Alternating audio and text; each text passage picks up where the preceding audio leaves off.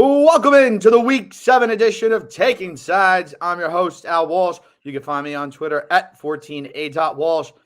And is that Paulie Parlays that locked himself in the gym and got all swole? No, folks. It's Anthony Cervino. We got a special guest today. Anthony, of course, kind enough to put our podcast on his network there over at the Fantasy Football Face-Off. You can follow Anthony on Twitter at The Real NFL Guru. As I mentioned, co-owner of the Face-Off Sports Network. Give them a follow on Twitter at FF Faceoff. Anthony also a writer there for RotoWire and The Game Day NFL. Both great publications there, so make sure you check those guys out. Anthony, thank you for joining us today. And, of course, we got some breaking news late last night. Christian McCaffrey heading over to the San Francisco 49ers. I know that you do tons of work there in the fantasy space. So what type of impact does this have on the Niners? You know, this was mind-blowing. I knew McCaffrey was going to be moved. My landing spots were Kansas City or Philly. Then the 49ers were hot and heavy. And it looks like all the reports are saying it was between the 49ers and the Rams. So the 49ers end up winning it. I believe they overcompensated for CMC. This is a guy that missed a lot of games in the past couple of years. But do I understand why that the 49ers made this move? Yes. Now, in the actual compensation was a second, third, and fourth this upcoming draft, and then the fifth in 2024, plus that massive contract. Right. So there's a lot. It's a high risk, high reward move because now you can make the case that they're the front runners, at least talent wise, to go make a Super Bowl run in the NFC. Now, in fantasy, I want to pump the brakes. Yes, CMC has a lot better chance now at finishing as a top 2 running back where we drafted Christian McCaffrey with the 49ers than he did with Carolina. But this is going to affect, we're talking about Deebo Samuel, a second-round pick. Yeah. He only had one game with over 20 PPR points. High floor otherwise. George Kittle, 4th or 5th round pick. He only has one double-digit PPR point game this year. So these guys weren't doing much already compared to where you drafted them. And now you bring in CMC. And what does CMC do best?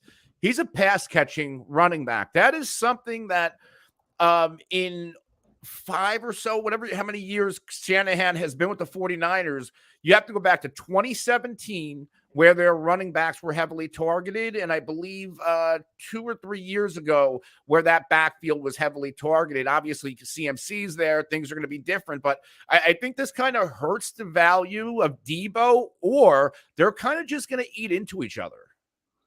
Sure. I told you last night, I've got tons of pieces there on San Francisco and fantasy. The one league where I'm in first place, 5-1, most points in the league. I got Brandon Ayuk, and it actually looked like he died on the field in Atlanta the other day. Miraculously got back up, added a touchdown after that, so that was pretty cool. But the other league that I'm in, for the work league, I've got pretty much every single San Francisco running back. I got Mitchell, I got Wilson, I got Tevin Coleman on that roster, but they're all dead basically now. I could probably hold on to Wilson for this week. I do like the Niners against the Chiefs, which we'll get into at the back end of the show. But this is not good for anybody fantasy wise. However, I do have a division winner parlay where I do have. And right now it's on FanDuel. FanDuel's actually offering me $250 right now for the $50 bet that I placed. However, the grand prize is for $39,500. So that obviously I will not be cashing out just yet. But yeah, the Niners, you just mentioned the Niners and the Rams were probably 1-2 in the sweepstakes for McCaffrey. Quite pleased that it was the Niners that got him. So again, from a fantasy perspective, yes, this does suck. But as a team, this can only make the Niners better.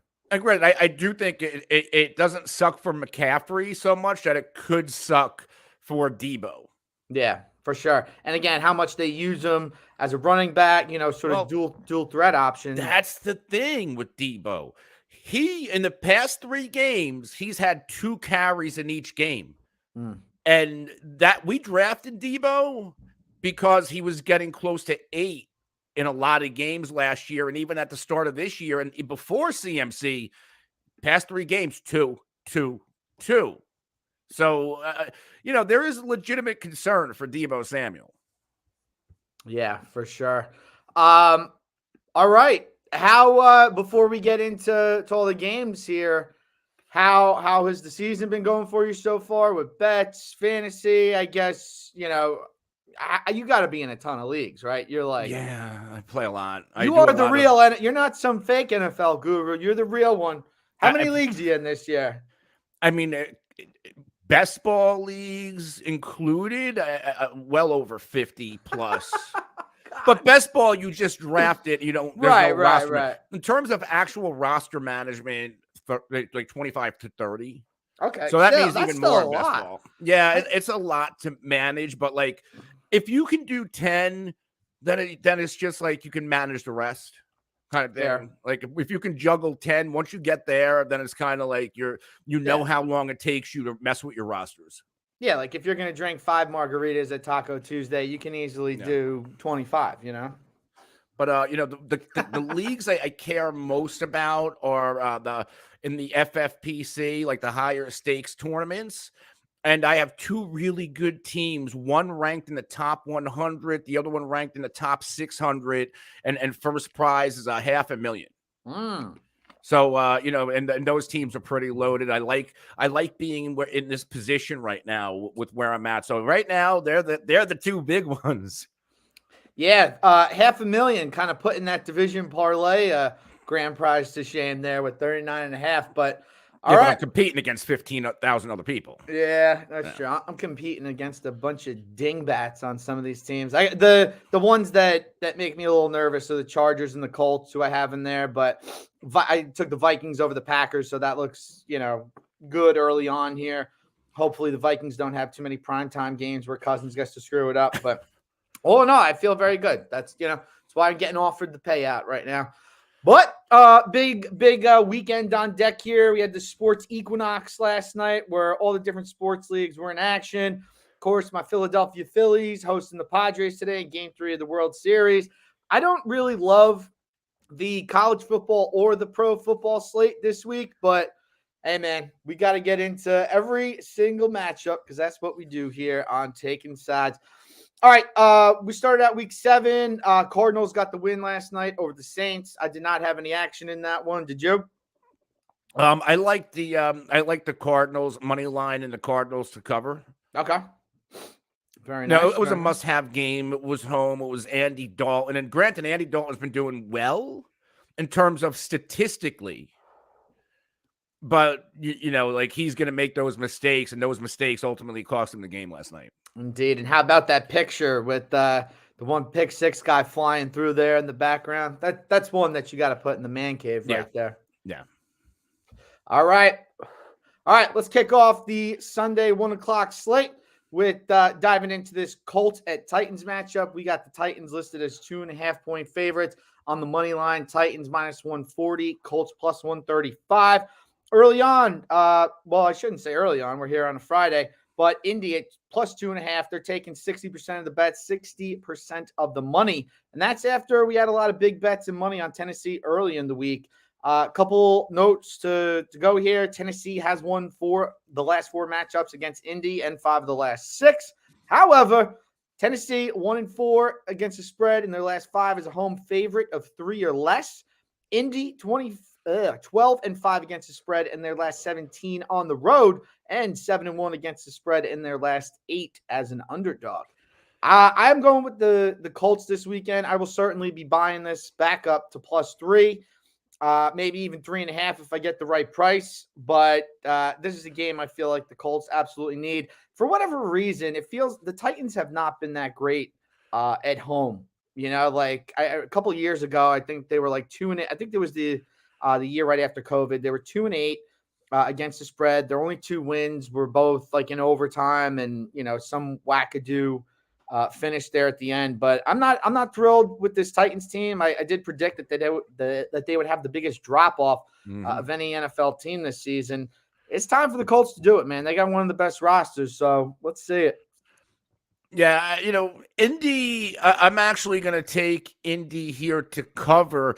Now, against the trend here, the Colts are 0-4 against the spread in the last 4 matchups against the Tennessee Titans, but this is an Indy team. They're getting hot at the right moment. Like it was a week or two ago where they really started coming together. They're expected to get Jonathan Taylor back. And I like their defense a little bit more than I like Tennessee's defense. Now, both of these teams have really good running backs, really erratic quarterbacks, okay wide receivers. So it's a matter of which defense could shut the other team down or make that one play. And I trust Indianapolis a little bit more. I see 70% of the money is going on Tennessee against the spread. Or no, 70% of the public against the spread. Yeah, I got 40%. I'm looking at the Action Network. What do you use? I'm looking at covers. Okay. But still, I'm still going with the Colts to cover because the team, how they do it at covers, it's the team money leaders are actually 53% on the Colts. So 70% of the public, 53 of the team money leaders on the Colts, 70% of the public on Tennessee. Okay. I mean, I do see heavy money on Tennessee on the money line, not on the spread. So again, obviously we're going to have these discrepancies with the different sources that we use or whatever. But yeah, and listen, these two teams, they faced each other, I believe it was week 4. Tennessee, they jumped out to an early 14-0 lead in that game. And that, ultimately was the difference as they won by 7. Tennessee did come roaring back there at the end with 2 touchdowns after they were down 24-3 in that one. But again, I did expect Indy to kind of struggle at the beginning there with Matt Ryan. Usually teams with new quarterbacks, there's an adjustment period there. Not everybody's going to be Tom Brady and Matthew Stafford and win a Super Bowl in their first season with the new team. It's just usually not how it goes. But yeah, I do like the Colts to kind of to get going in this one. In the previous matchup, Jonathan Taylor, he rushed 20 times for 42 yards. So we certainly got to get a better output there from the Colts in that one. But again, I think that was more when they were in their early season funk there, trying to get used to Matt Ryan and going there. But yeah, I'm big on the Colts this week. All right, let's move it on to the New York Giants at the Jacksonville Jaguars. Jags 3-point favorites in this one. Got a total sitting at 40, we'll call it 43 and a half. By the way, make sure if you're shopping out there, especially in the wonderful state of New Jersey, or if you're in New York, you got plenty of sports books to choose from. So make sure that you're getting that best number out there. Looking at the money lines on this one, you got Jags minus 165, Giants plus 145. And as you would expect, we've got sort of a lot more people going on the Giants this one. 62% of the bets are on the Giants at +3. However, 56% of the money on the Jags there at -3. I'm going to be heading with the money on this one. I do like the Jags. Early on in the week, I saw this line. I was sitting with my buddies, a bunch of Giant fans, and they're like, ooh, look at this. We're 3-point underdogs at Jacksonville. It seems too good to be true, and when it seems too good to be true, it usually is. So fire up the sunshine, Trevor Lawrence's. We're going with Duval in this one. Yeah, this is Doug Peterson. He's familiar with the Giants. I know it's been a while since he had a coach against him, but Doug Peterson always coached against the Giants well when it was with Philadelphia.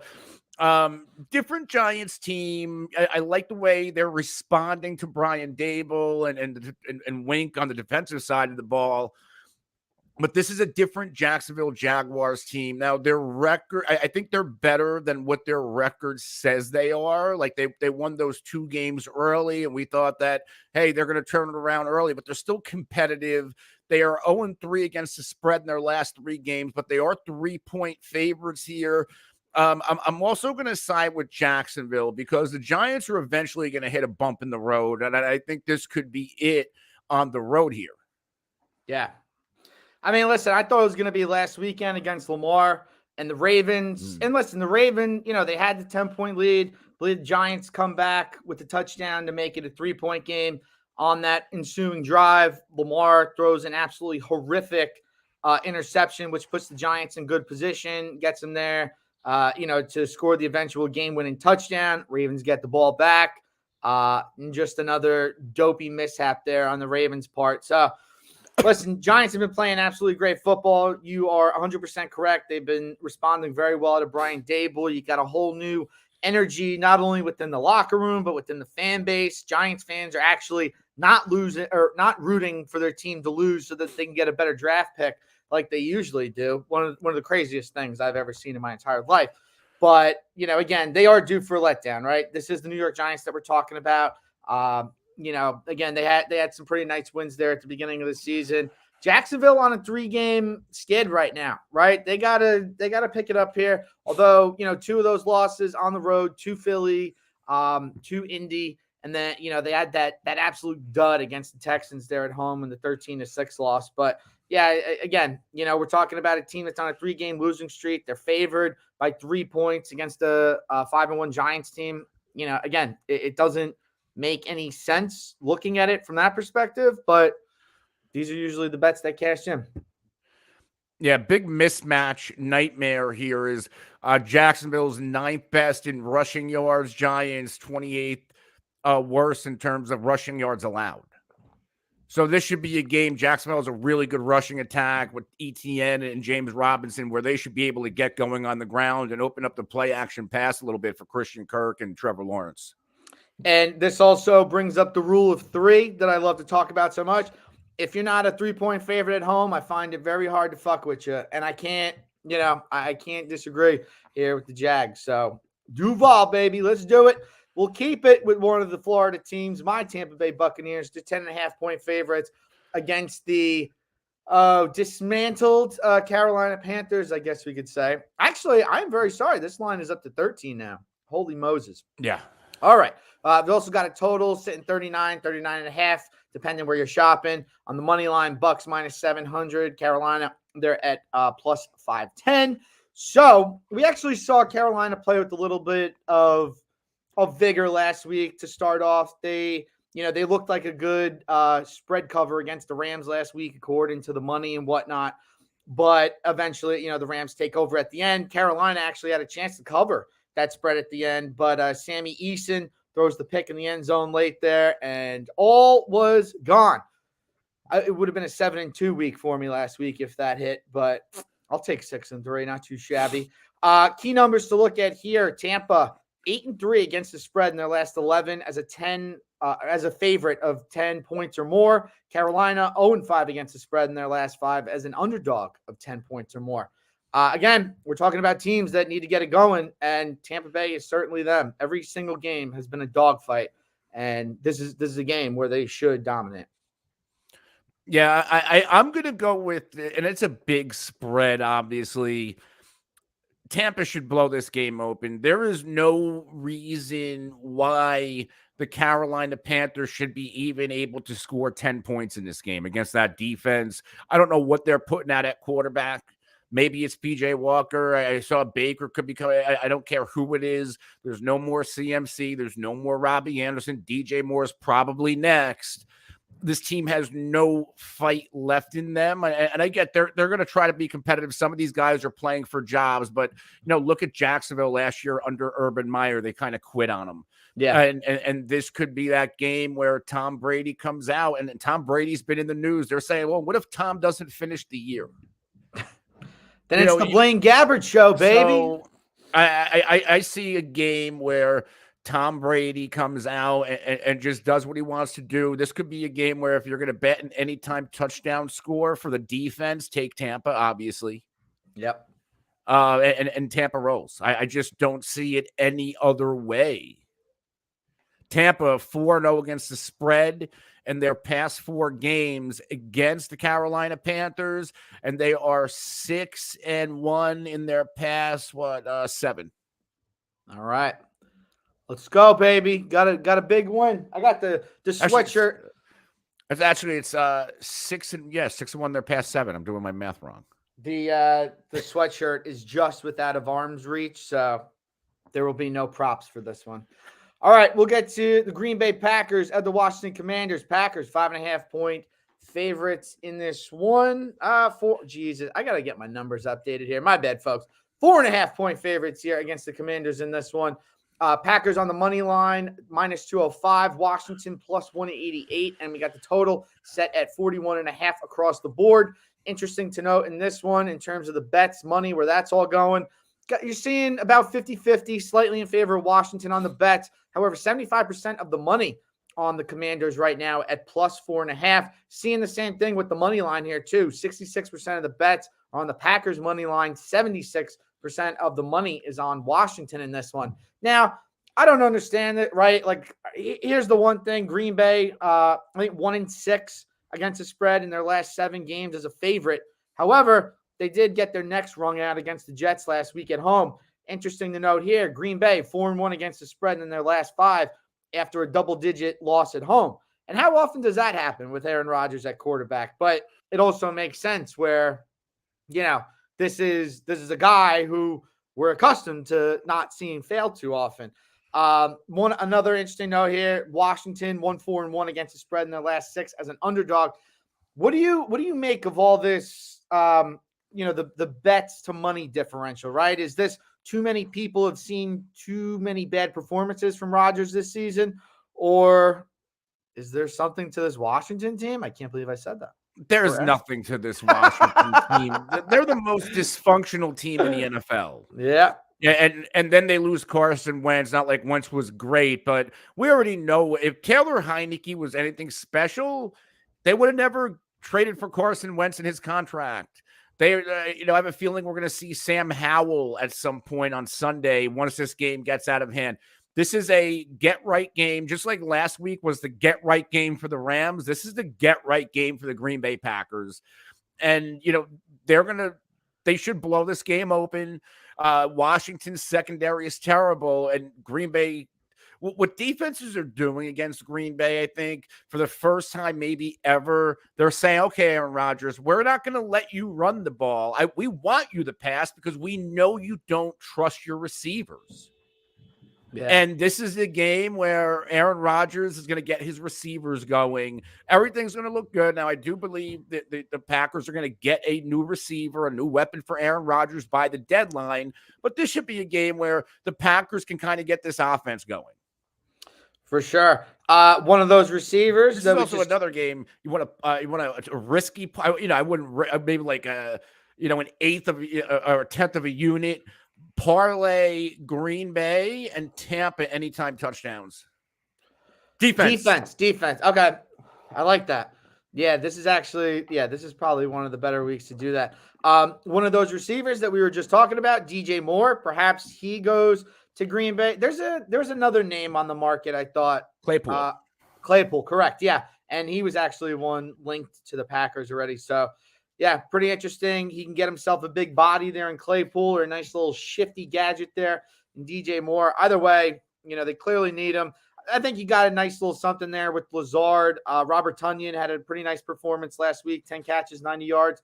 But again, when you're used to having a guy like Devontae Adams, this collection of receivers that you got right now, just, it's different. It's almost, we're talking about Matt Ryan trying to figure things out with the Colts. Well, sure, Aaron Rodgers and his receivers are still trying to figure things out early on this season. So again, this is one that surely going to keep an eye on. The bets to money differential is quite interesting, to say the least. So I got to see. I don't have the balls to take the Commanders 2 weeks in a row. Actually, before the Thursday night game, I actually tweeted on Sunday that the Commanders were on the no-fly list. I was not taking them ever again. And less than a week later, I took them against the Bears because it was just too good to be true, folks. Yeah, went 7-0 on Thursday Night Football. That's right. That's the exact stat that I saw that got me rolling. All right. And by the way, how about the Commanders? 2 of their last 2 games finished at the goal line. One went so well, the other not so well. All right. Detroit Lions at the Dallas Cowboys. 6.5-point favorites in this one. We've got a total sitting about 48.5, 49, depending where you shop. In terms of the money line, Dallas minus 295, Detroit plus 255. Interesting to note in this one is the bets money allocation. We've got Lions taking about 56% of the bets on 6.5. 86% of the money is heading that way with Detroit, although I do think most of that money came in when the Lions were +7. Regardless, I'll still buy it back up there to +7. Lions 8-2 against the spread in their last 10 against the NFC, 10-4 against the spread in their last 14 games overall. Also coming off a bye week, so that should help them after they got clobbered by the Patriots. Dallas 6-2 against the spread in their last 8 as a favorite. We're on opposite sides of this one. I like the Lions. You like the Cowboys. Surprise, surprise. As a big D fan, but what do you like with the Cowboys here? We were talking about this off air. This is a statement game for the Dallas Cowboys. And now I'll say verbatim what I said off air, because this is how I'm projecting this game. When we saw Dak and this team in week 1, they couldn't get a damn thing going against Tampa Bay. Dak goes down. Cooper Rush comes in, wins a bunch of games. Jerry Jones tries to spark a quarterback controversy, and then Cooper Rush kind of comes back down to earth against Philly. But Dallas does not only have to win the game, because they won games with Cooper Rush. Dallas needs to come in. This is a team that led the NFL, I believe, in points per game. They need to come and drop 30-plus points on the worst defense in the NFL and win this game and really dominate.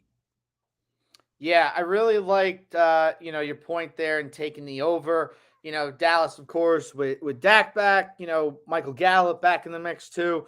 Definitely better for the Cowboys. Listen, I thought that they played pretty well last week against Philly, all things considered. And it was a very rough start out there, of course. But and as a Philly backer last week at 6.5, I was feeling a little queasy about that bet and the way things were going in the second half. But they come back. Don't know what they were thinking going for 2 there. But, whatever. The game's over. They got the spread covered. My thing with Lions, listen, I do like them coming off the bye. I think they're going to be energized. Campbell's a guy that kind of motivates his troops. And listen, they played some very good football games at the end of the year. Didn't necessarily come out on the winning end on some of those. But, we have seen Jared Goff has looked so much better. And I think if we get into a shootout, he's fully capable of hanging with Dak. This is a pretty good offense. Amon-Ra St. Brown has been fantastic this season when he's healthy. I know he didn't have such a great performance there against the Patriots heading into the bye week, but he gets another extra week of rest. That's big for the Lions there. Hopefully Swift, Williams, that 1-2 combo, fully healthy now, ready to go. And the Lions have been one of the better teams running the football. I know the stats are going to look, a little downtrodden after that performance at New England, but this is still a good team that hangs in football games. And, of course, big on the markets, always looking at those. I just love the allocation, the big difference that we got going there. So I'm big on the Lions this week at +7. You got to buy back up and, maybe we go 7.5, 8, get a little wild. I don't know if this is one that I'm going to sprinkle on the money line, but I would hardly be surprised if that happened either. If Detroit won? Yeah, I don't see it. By the way, on the money line, 82% of the bets heading towards Dallas, while only 54% of the money. So, but again, it is a nice little payday if the Lions do cash out on that at +255, which is the best that you can get it out there anywhere. Bet Rivers. Nobody bets on Bet Rivers. I don't even think Bet Rivers bets on Bet Rivers. You don't like Bet Rivers? Nah, can't do it. I actually like their app. It's Okay. not bad. It's not bad. Fair enough. You be the lone guy standing for Bet River. But of course, just bet with Caesars. That's the best place to do it, of course, anyway. All right, Atlanta Falcons at the Cincinnati Bengals. Bengals, 6.5-point favorites in this one, where we've got the total sitting at 47.5, depending on where you shop.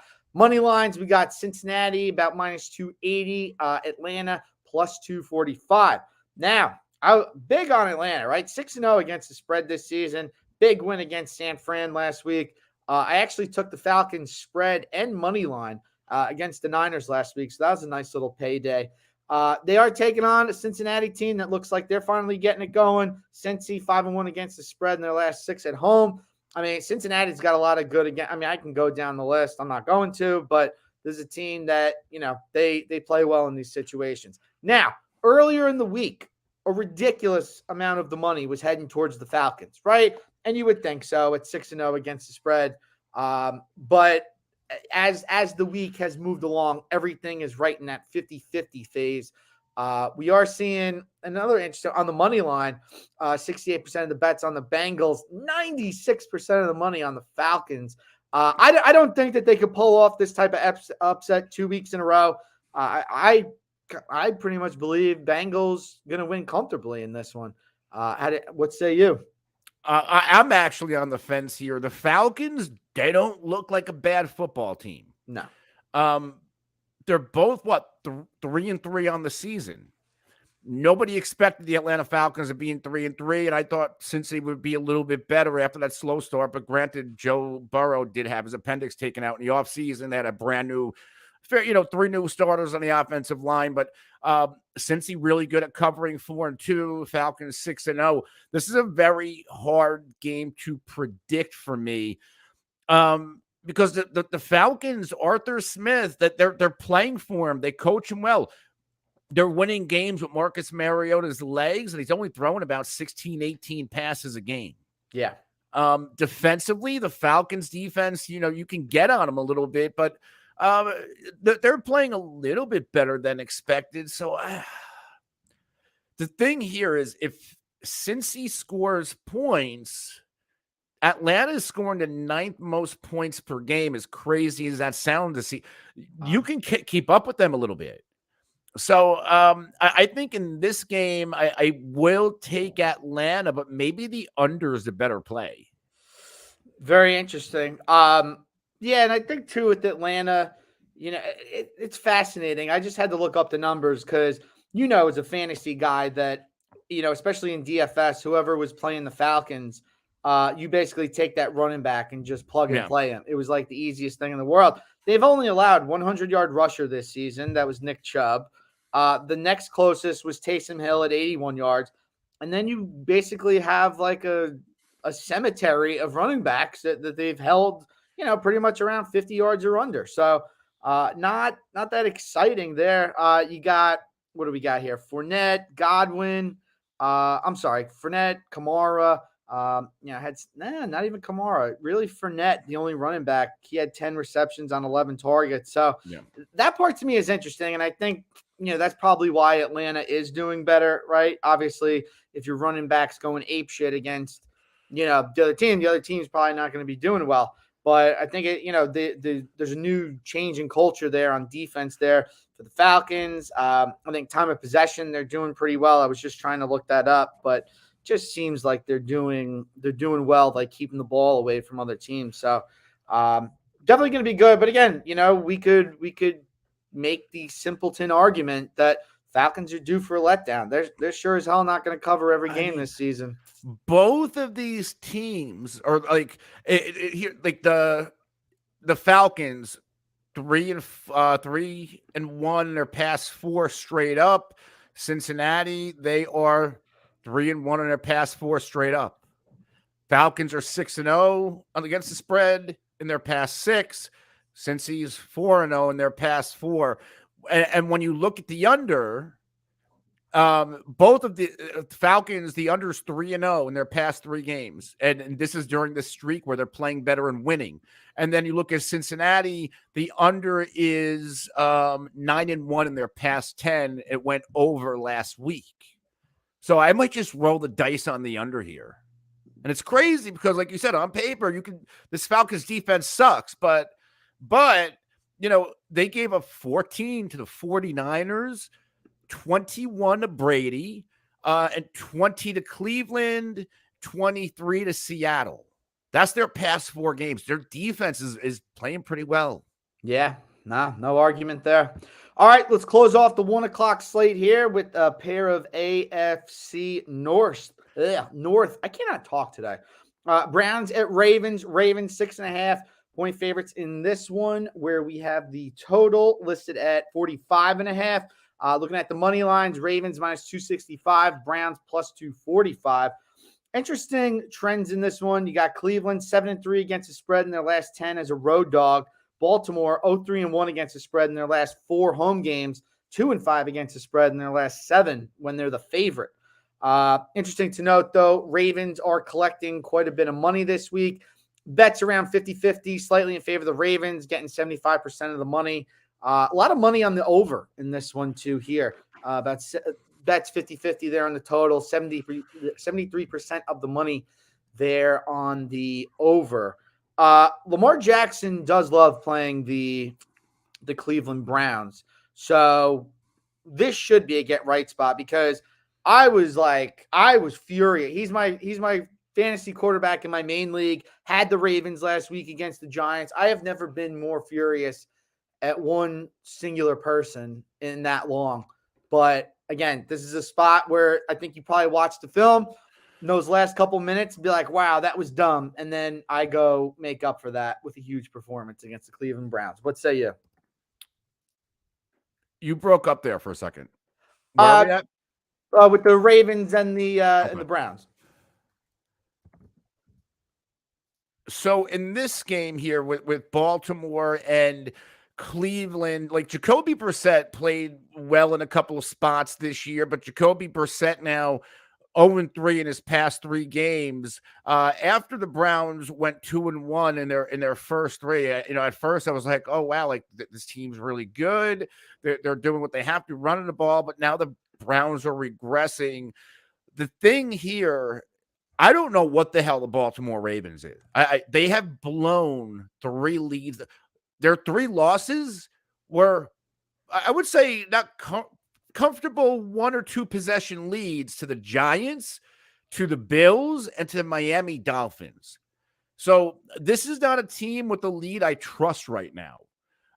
So yeah, the Ravens, they're the favorite, but I kind of think the Browns could cover in this game. Am I crazy here? No, not at all. Right, based on what we've seen from the Ravens so far this season. But I mean, listen, I had big expectations. Lamar Jackson, possible MVP season. I thought the Ravens were going to kind of cruise, but a couple of these games recently give you second guess. But again, I do think that this is a get right spot. Browns have played pretty well at certain points, as you're correct. Probably should have had that win there against the Chargers. Glad they didn't for the sake of my division parlay. But yeah, again, I'm probably not going to bet on this game. But Al, maybe the odds be in the favor. If I told you in the preseason that 2 of your best offenses in the league would be led by Jacoby Brissett and Marcus Mariota, and I think we could sneak Geno Smith in there. These are all top 10 offenses. Would you think I was on crack? Probably, yeah. Because the Falcons are 9 in points, the Browns are 8th, and I can swear to God, if I go check, the Seattle's in the top 10 somewhere. Yeah, they are. But regardless, like if you look at total yards, Cleveland's 5th in total yards gained. Baltimore's 25th in total yards allowed. There's a big matchup discrepancy there. But then on the other side, we also have the Ravens 5th in points scored, 6th in rushing yards, and the Browns 30th in points scored, 24th in rushing yards. So there's mismatches on both sides.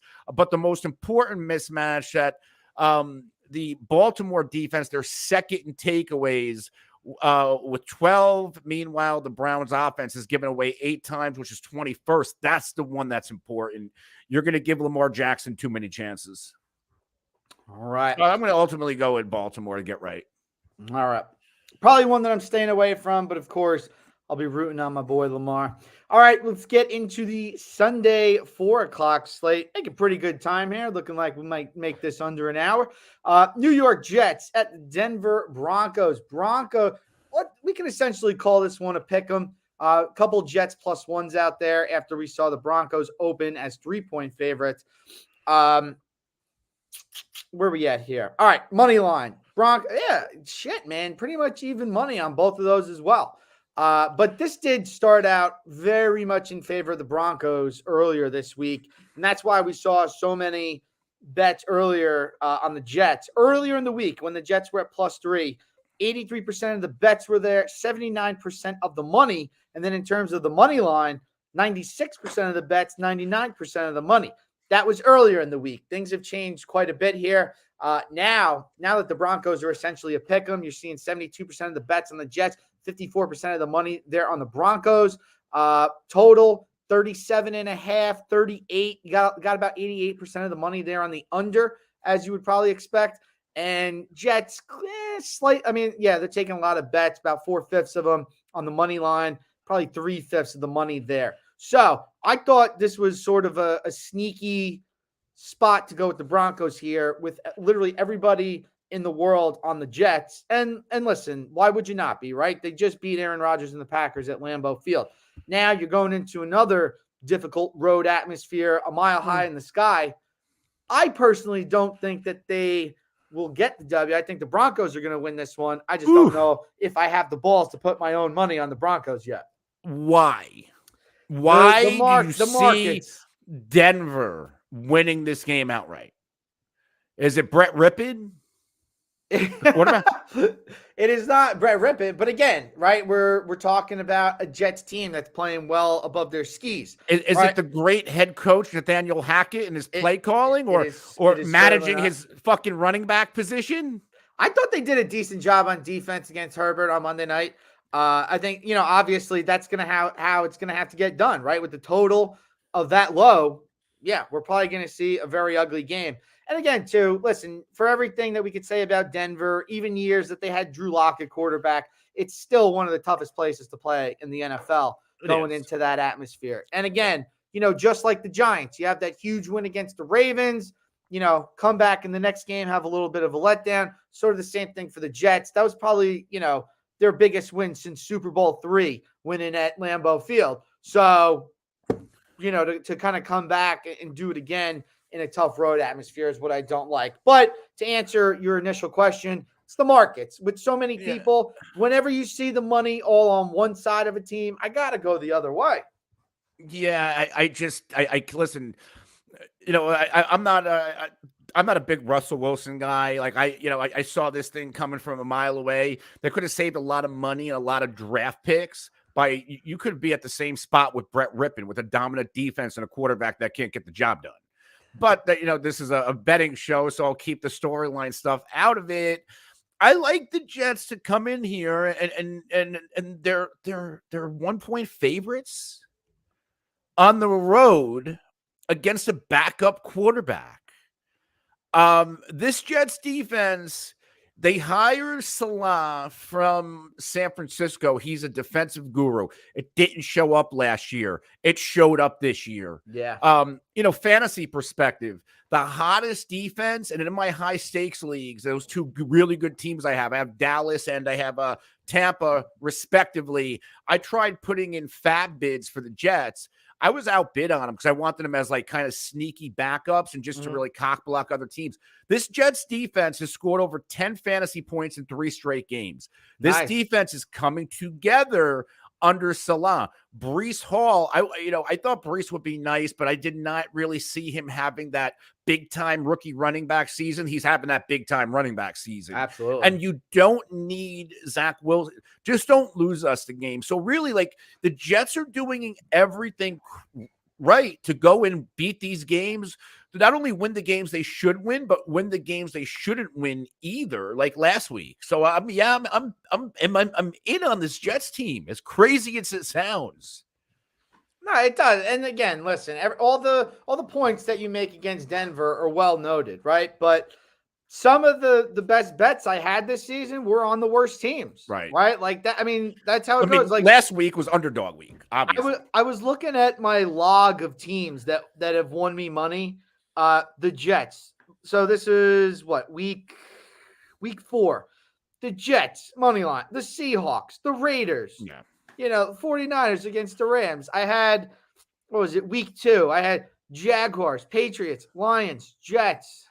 Like these are not the teams that we thought were going to be winning anybody money. But, again, I'm more of a guy that looks at the markets as opposed to the X's and O's. And I mean, listen, it goes both ways, of course, right? Like you're going to have your games where you look like an absolute fool, in this one where you're, oh yeah, the market said blah blah blah. No, well, they might do it, but again, I do like the backdrop of the game being in Denver. Jets probably needing a little reality check here. I mean, I don't know what's going on. For years, the NFC East has been a joke. The AFC East has been a joke. We have a bunch of teams in both divisions that are winning a lot of games. Absolutely. And it's nice to see. In Miami, they're getting Tua back. They're 3-0 with Tua this year, covering in all three games. This is an exciting time to be a football fan. Welcome back. You get the Steelers defense. That's a good thing. Well, yeah. I know not for Tom Brady last week, but for the rest of the league, it's been a good thing. I mean, you still get popped pretty good by some of those dudes, but all right, let's go to Vegas. Vegas, baby. Houston Texans at Las Vegas Raiders. Raiders are 7-point favorites in this one. Got a total, we'll call it 45.5 because you got the best price at 45 and 46 there, depending on whether you like the over-under. Money lines for this one, Raiders minus 295. Texans plus 265 in this one. Big market move on this one. Bets right at 50-50. 85% of the money on the Texans in this one. Also a big differential there on the money line as well. 90% of the bets on the Raiders, about 60% of the money there on the Texans. It is interesting to note both teams coming off a bye week, and this makes sense. I know that the Raiders have a new coach, but the Raiders are 0-5 against the spread in their last 5 after a bye week. Also 1-6 against the spread in their last 6 as a home favorite.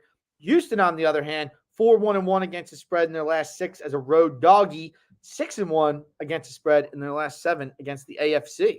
So, which way are you leaning here?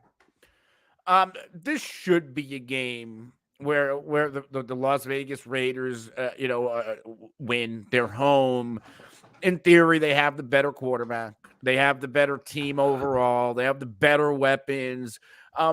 The thing that's kind of been bad for Vegas year after year, and no matter who they've brought in Chandler Jones, they have Max Crosby, they can't play defense. Their defense has been perennially holding them back, but they should be good enough to win this game. I probably won't bet this game because when you have two bad teams like this, anything can happen. Both of these teams can run the ball well. So it's going to be could be one of those slower paced games with Dameon Pierce and Josh Jacobs going back and forth, which drains the clock. And all it takes is one turnover and a field goal for a Texans upset.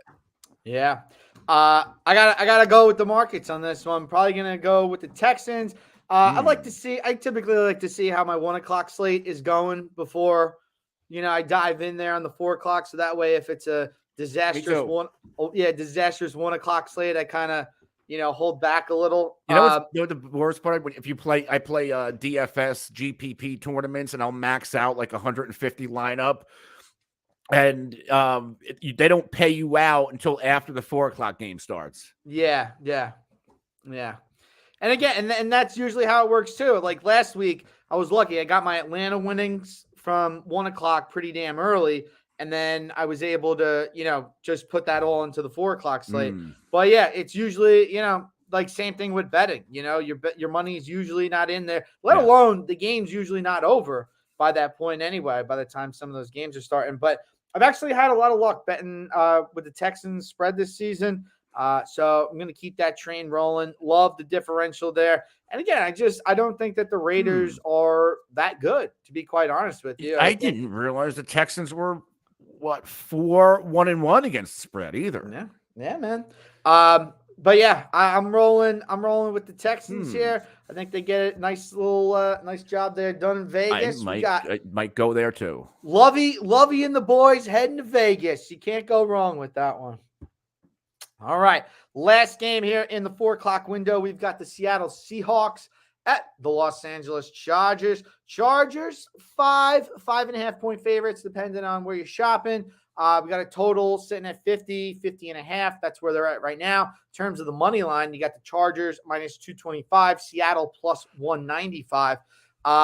Very interesting to note. In terms of the bets and money, you got it on the spread here. You got about 85% of the bets, 95% of the money going with the Seahawks in this one. And I think that, just like we saw with the Jets against the Broncos, right? bettors will tend to overreact to the Monday night game because it's the last game that we saw. So, of course, neither team looked good on Monday night. So, again, a day less preparation. You're getting the opportunity to, go against a team that's not really at their best, based on what you saw on Monday night. But I like two plays in this game. I like the Chargers. I like them at 6.5. So I love them here down at 5 if I can get them. And then I do like the total here. The total even went down a little bit. Big differential bets the money there too. 57% of the bets on the under. Well, you got about 70% of the bets on the under going on this one. And again, it makes sense, right? We talked about Seattle being one of the better offenses in the league. They certainly looked a lot better with Kenny Walker there against Arizona. And I do think that it benefits Seattle to go with more of a bell cow type running back as opposed to switching their guys off. I felt like neither one of them could really get in rhythm. But yeah, hit me hard here with this one. Also, another note here for the Seahawks defense. Big difference from when they're at home to when they're on the road. At home this season, they've allowed 16, 27, and 9 points. On the road, they've allowed 27, 45, and 39 points. Interesting. Yeah. And this defense, they're bad in Seattle. Yeah. They are in the red, like 30th in total yards, 21 in passing yards, 31st in rushing yards, 29th in points scored. Now, Chargers offense, it hasn't for all things considered, if you drafted Justin Herbert as a fantasy quarterback, you're not happy. No, definitely not. But they're still 13th in points, 3rd in passing yards, 7th in total yards, but only 25th in rushing yards. But that's not really on Justin Herbert. The offensive line's a little bit banged up. The issue with Justin Herbert, which worries me game to game, is how injured are his ribs really? Yeah. Remember from that early, those ribs, especially for a quarterback in that throwing motion, that could linger. Keenan Allen, nobody, that 1 week hamstring injury is now 4 or 5 games. He's a game time decision this week. That hurts. Seattle, it's on the road. I don't really trust Seattle on the road. What's his name? Came back down to earth a little bit last week. Geno Smith, they won the game, but that wasn't the Geno Smith putting up numbers like earlier this year. Granted, you can see, the Arizona secondary is good. They got lit up a little bit by Dalton, but you would expect Geno to perform a little bit better. I think this could be a little bit of a buzzsaw a little bit for Seattle. Yeah. Could be. I do, like I said, I kind of like, going with a 2-teamer right there. I know back in the day, we used to have reverses where you can quadruple your earnings if you took the 2 there, but not so much here on the commercial books. But yeah, a nice little, maybe manipulate the lines a little bit, lower the total, lower that Chargers spread, maybe get yourself like a plus 250 situation going. But I dig it. Chargers, and the over this week. By the way, folks, I lied to you. I said that was the game to cap off the 4 o'clock window. It is not. We have one more. We got the Kansas City Chiefs at the San Francisco 49ers. This line is actually moved down to 2. Why is that, you say? Oh, pretty much everybody, their mother, their grandmother's veterinarian, they were all on the Chiefs earlier in this week. Now I feel like the trade for Christian McCaffrey has made a little bit more of the public come the Niners way, which is funny because he might not even play. But whatever the case is, or enough people finally saw, holy shit, literally everybody is on the Chiefs this week. At one point early this week, it was up in the 90s of bets and money. And this is when the Chiefs were at -3. So this is a classic upset scenario right here, because with all those people and all that money on the Chiefs, why the hell is the line moving backwards for them, right? It makes no sense. So here at 2, we got Kansas City -130 on the money line. You got the 49ers at +115 on the money line, 49 total. Listen, this is one of these situations where I feel pretty damn confident. All that money, all that shit, and the line's moving against you. Going with the Niners. Probably going Niners money line on this one. I'm completely the opposite. When was the last time you can remember? And maybe it's happened, and I just can't remember it legitimately. But I just don't think of the Chiefs losing back-to-back games often. I feel like the 49ers would be that team to do it a little bit more, especially since I feel like Shanahan's a little bit inconsistent. Obviously, the more dominant quarterback is Patrick Mahomes. I believe the better head coach is Andy Reid. And the 49ers are injured, right? Like they have a lot of injuries where Kansas City, they're more or less healthy for this time of year, where the 49ers, if they don't have Bosa again, Eric Armstead's dealing with the foot, Bosa with the groin, that outstanding Hufanga, the safety, is he going to clear the concussion protocol? Javon Kinlaw, IR, Mosley, the corner, IR, Ward out indefinitely, Trent Williams, mid-November return with the ankle. I just don't see them, even with Christian McCaffrey getting his little bit of package of red zone work. The Chiefs are going to should steamroll. I think that the Chiefs come in and make a statement here. They very well could. Have not played that well in their last two games. Don't forget the Monday night game against the Raiders. They had to make that miraculous comeback to pull it off. Then again, too, man, Niners lost to the Falcons last week, right? Not only did they lose, they got their hole blown out. And again, I just think that this is a get-right spot. I'm well aware of all the injuries and everything. It's just I can't help but when I see 90% of bets money going one way, I have to go the other. I get it. Fade the public. I am mentally trained that way. But yeah, listen, you're absolutely right in terms of, the Niners with the injuries. It's certainly going to be an uphill battle, but I do think that they can kind of play keep away from Mahomes in the offense. And that's really the only way that you're going to get it done. So interesting play there on the under too. I think if you like the 49ers, because I think that's really the only way that they can get it done is with 7-8 minute drives and just keeping Mahomes and those boys off the field. By the way, there is no anytime touchdown score bet for Tampa yet. Really? For the defense. Because what I was going to say, because I keep bringing this up, I was going to round robin Tampa, Green Bay, the Jets, and New England. Interesting. Why not? Yeah, no. Bunch of backup defense against a backup quarterback, and New England against Justin Fields. Is that confirmed that Wilson's going to be out, or is he like highly unlikely to play? Probably highly unlikely. Okay.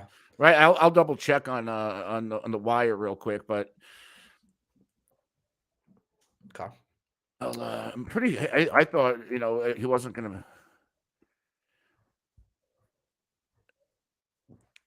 Yeah, I don't know. By the way, too, with that game time decision for what it's worth, that the Chargers game, they're going to be without their kicker Hopkins, so maybe they go for it on a couple of these fourth downs, get it going. Shall see. All right, that does it for the 4:00 slate. Let's get into the primetime games on Sunday night. We got the Steelers at the Miami Dolphins. Dolphins 7.5-point favorites right now. We've got the total sitting at 45.5. As for the money lines, Miami minus 325. Steelers plus 295 in this one. Not a ton that I'm gathering from the bets. The bets money differential, but I think Miami getting Tua back this week should be a good shot for their psyche. In terms of trends, looking at this one, Pittsburgh 2-6 against the spread in their last 8 as a road dog. Miami 9-2 against the spread in their last 9 at home. 5-2 against the spread in their last 7 as a favorite, and 9-3-1 against the spread in their last 13 as a home favorite. So I think if you're going to go Miami, smart play. Let's drop this down to 7, 6.5, and we'll roll with it that way. How you feeling?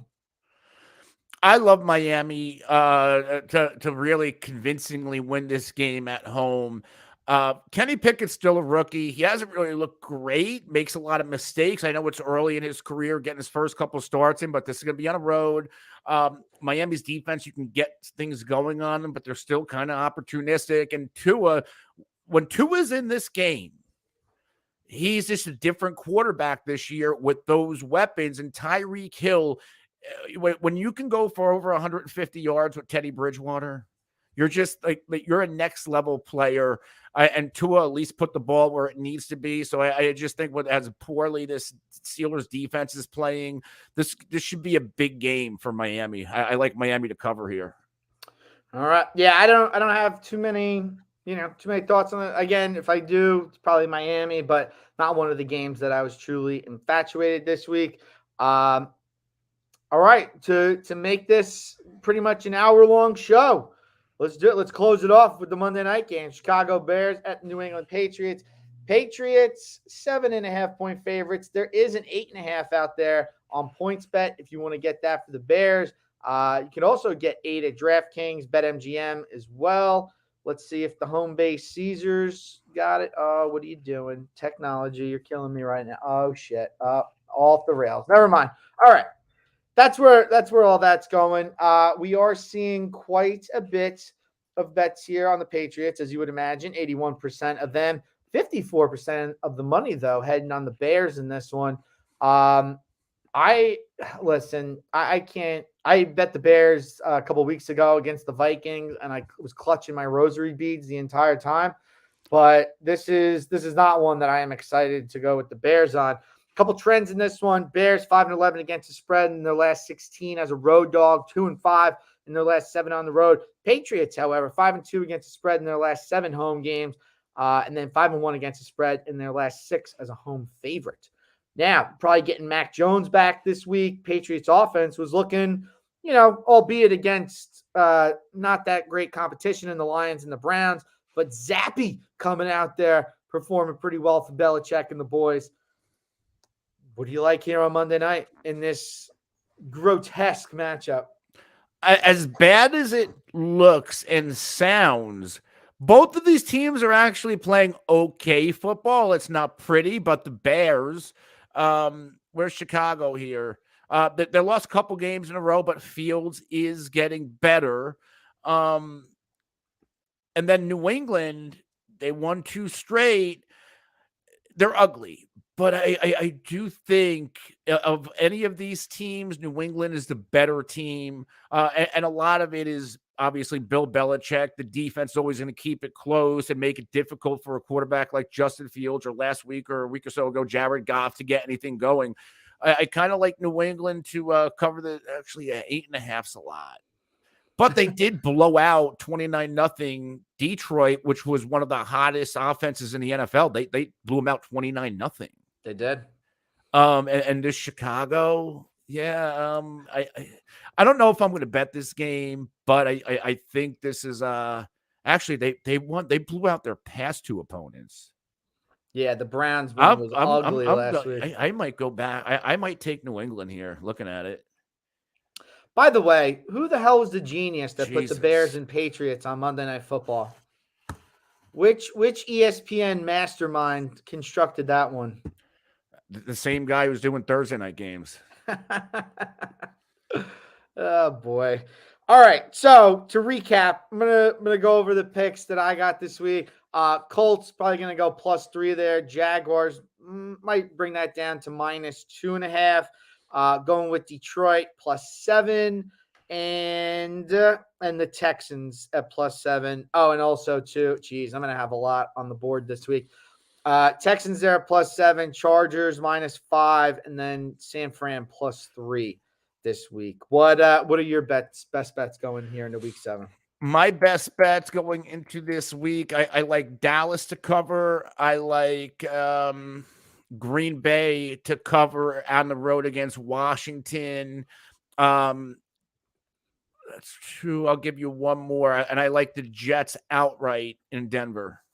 All right. I think we're on the opposite side. I also like KC outright. I think we're on the opposite sides. All those are true to form, taking sides this week. All right. If you want to follow the show on Twitter, you can do so at taking_sides. If you like to follow me, Al, you can do that at 14a.walsh. And of course, follow Anthony there at the NFL, at the Real NFL Guru. And make sure you check out the Face Off Sports Network as well at FF Face Off. Anthony, thank you very much for joining us this week. Always great when you come on. Maybe we get me, you, Paulie back here in the 3-man Ringo circus, and we'll get this done for the season ends. Let's do it. All right, everybody. For me, Anthony, and the rest of the internet, we are gone. Peace.